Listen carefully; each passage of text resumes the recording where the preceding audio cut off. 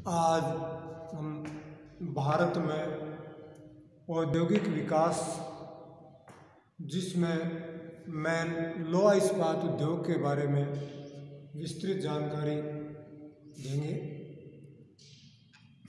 सबसे पहले तो बताएं कि भारत में उद्योगों का एक वृहद, व्यापक तथा पुराना इतिहास रहा है।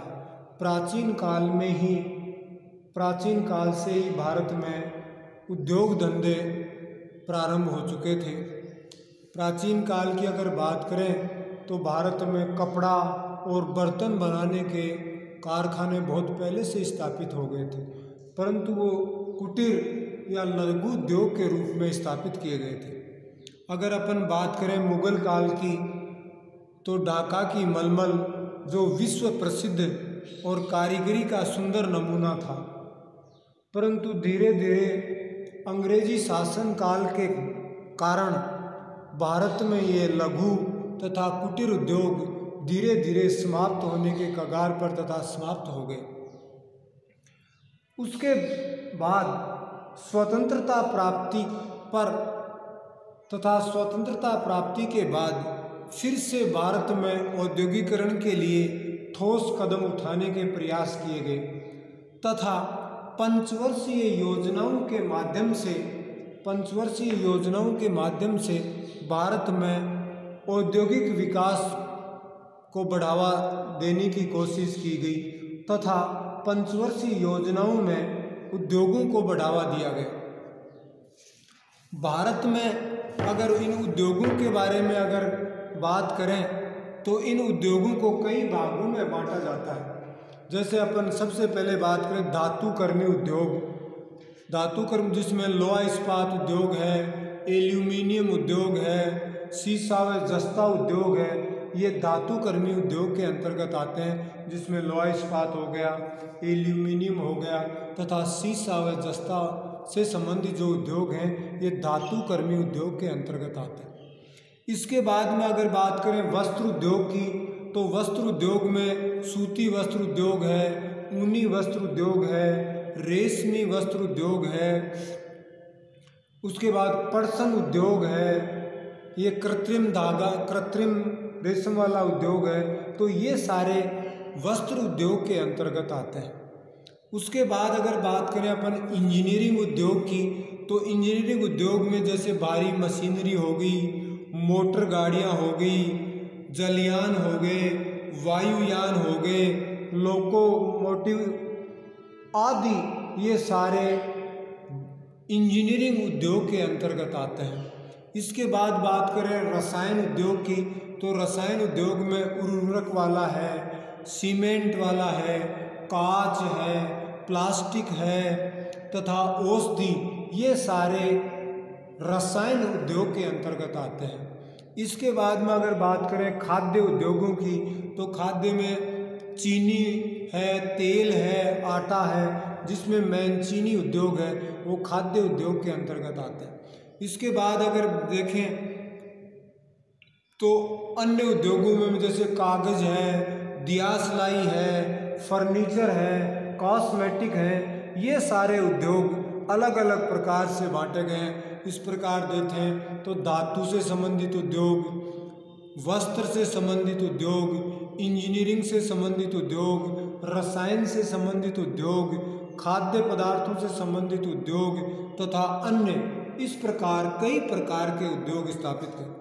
अब कोई भी चीज़ का कारखाना स्थापित करें तो स्थापित करने के लिए कई चीज़ें या कई कारक बहुत ही महत्वपूर्ण माने जाते हैं। सबसे पहले अगर बात करें अपन, तो सबसे पहले कच्चे माल की आपूर्ति सबसे ज़रूरी है। किसी भी उद्योग की स्थापना के लिए कच्चे माल की आपूर्ति होना आवश्यक है।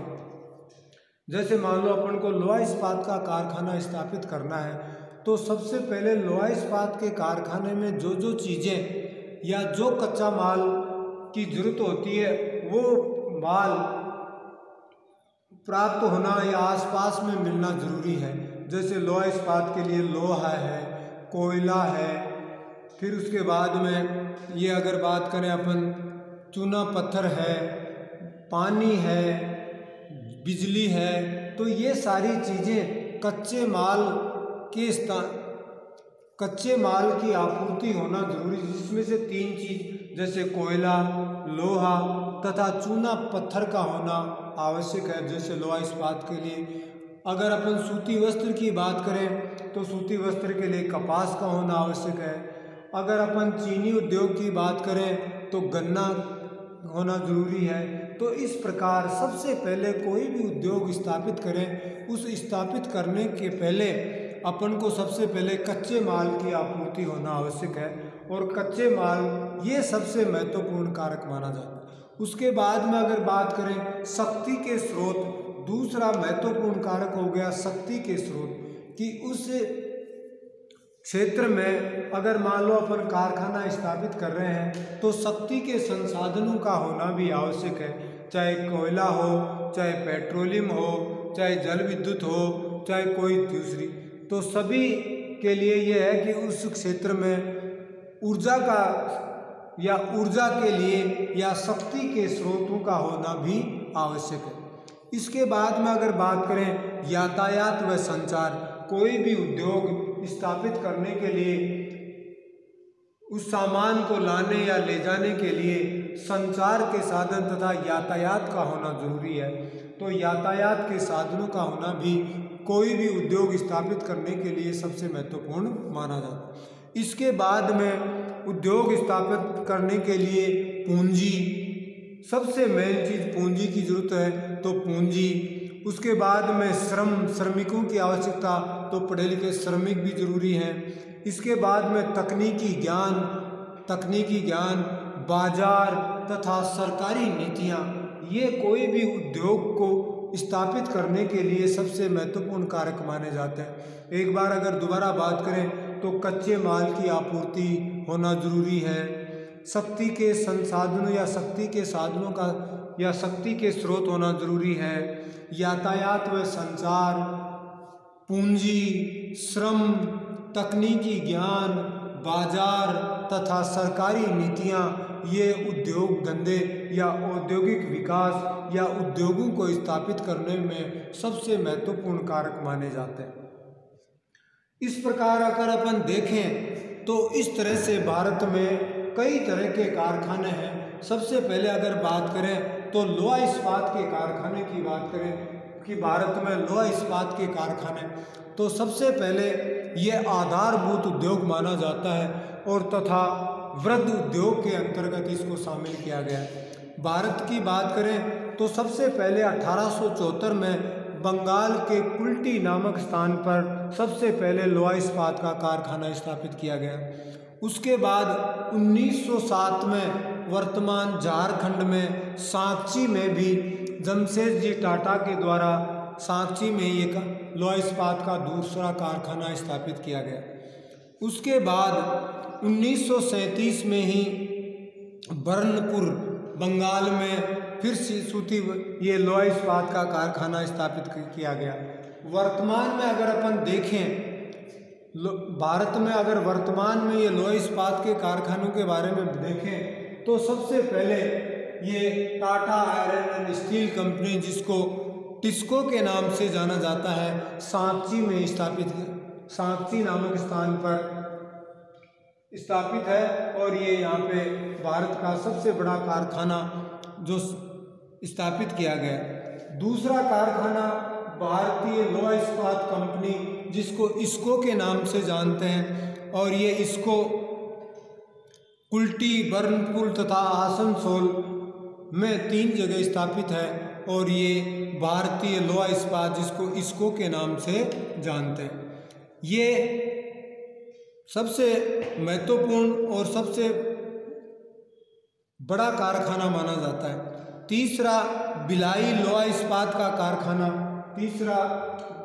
भिलाई में लोहा इस्पात का कारखाना स्थापित किया गया, जो रूस के सहयोग से स्थापित किया गया है। ये मध्य प्रदेश छत्तीसगढ़ में, वर्तमान में छत्तीसगढ़ में है और रूस के सहयोग से स्थापित किया गया है और ये भिलाई का कारखाना। उसके बाद में अगर बात करें केला, उड़ीसा के राउरकेला नामक स्थान पर भी लोहा इस्पात का कारखाना है। ये लोहा इस्पात का कारखाना जर्मनी के सहयोग से स्थापित किया गया तथा ये बम्बई कलकत्ता रेल लाइन के ऊपर स्थापित किया गया है। इस प्रकार अपन देखें तो टाटा लोहा इस्पात का कारखाना, भारतीय लोहा इस्पात का कारखाना, भिलाई लोहा इस्पात का कारखाना, राउरकेला लोहा इस्पात का कारखाना, फिर उसके बाद में 5वां नंबर दुर्गापुर इस्पात का कारखाना, पश्चिमी बंगाल के दुर्गापुर नामक स्थान पर ये दुर्गापुर लोहा इस्पात का कारखाना। उसके बाद में अगर बात करें तो दुर्गापुर ब्रिटेन के सहयोग से स्थापित किया गया था। फिर उसके बाद में अगर बोकारो जो झारखंड में स्थापित है और ये भी रूस के सहयोग से स्थापित किया गया था और बोकारो झारखंड के अंदर ये भी लोहा इस्पात का प्रसिद्ध कारखाना है।